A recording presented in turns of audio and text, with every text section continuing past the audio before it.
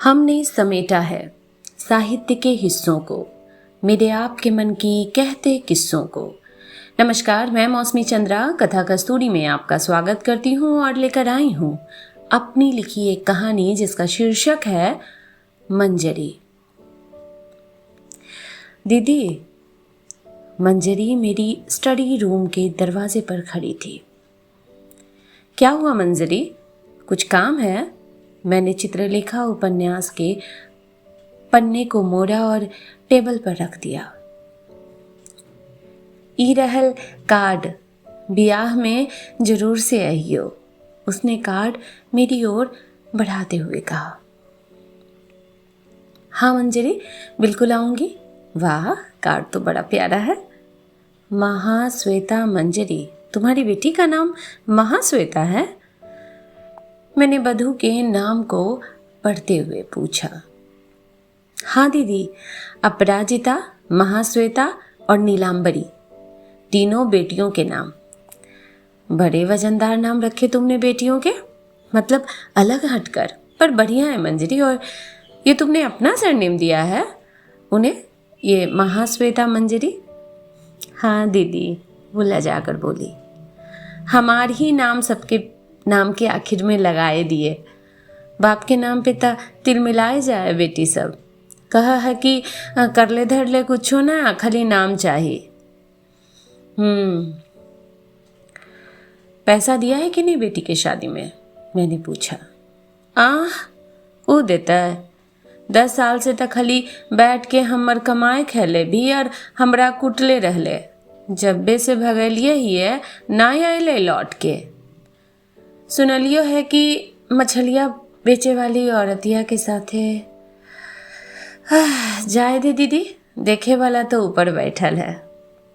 मेरा मन सुस्त हो गया। विपरीत परिस्थितियों में भी इंसान ईश्वर के प्रति अपनी आस्था नहीं छोड़ता। मंजरी, शादी का सारा इंतजाम, इतना लेन देन सब कैसे कर रही हो? एडवांस चाहिए? मैंने पूछा। नहीं दीदी, सब हो गई। बंसी दिले 50,000 और हमहू अपन काम से उठा ले लिए। बंसी वहीं स्कूल का बस ड्राइवर ना, जहाँ तुम पहले काम करती थी? बड़ी मदद करता है तुम्हारी। मेरी बातों में हल्का सा व्यंग था। काम के दौरान कई बार उसे बंसी से बात करते सुना था। मंजरी पहले स्कूल में झाड़ू पोछा करती थी, वहीं उसकी मुलाकात बंसी से हुई थी। बस चलाता था स्कूल का। स्कूल छोड़े हुए अरसा हो गया, पर बंसी से उसकी यारी नहीं गई। खुद ही बताया था मंजरी ने कि बंसी की बीबी को लकवा मार गया था, और ऐसे मर्द और छुट्टे सांड में मुझे ज्यादा फर्क नहीं दिखाई देता। बंसी के इतने पैसे कैसे चुकाओगी मंजरी? इससे अच्छा तो अपने काम के घरों से उठा लेती, हम लोग काट लेते तुम्हारी सैलरी से। मुझे उसका बंसी से इतने पैसे लेना सही नहीं लग रहा था। कहने को मंजरी 3 जवान बेटियों की माँ थी, पर कसा बदन और गोरा दमकता चेहरा देखकर उसकी उम्र का अंदाजा लगाना मुश्किल था। 2 पल वो चुप रही, फिर बोली। 3 जन के पेट के का करते दीदी? भूखले मार देती बेटिए सबके। हम जाने ही है, हमरा लियाकत नहीं है 50,000 चुकावे के, पर बंसी वसूल लेता है हमर चमड़ी से। उसकी आवाज हल्की सी कांपी। जाना दीदी, ये जो शरीर है ना, कछु नहीं है, मट्टी के हैं, मट्टिए में मिल जाता है।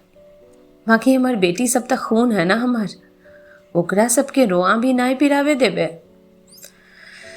देह तो हमार मर्दवा नोचले रहले जिंदगी भर, आ बदले में मार गाड़ी।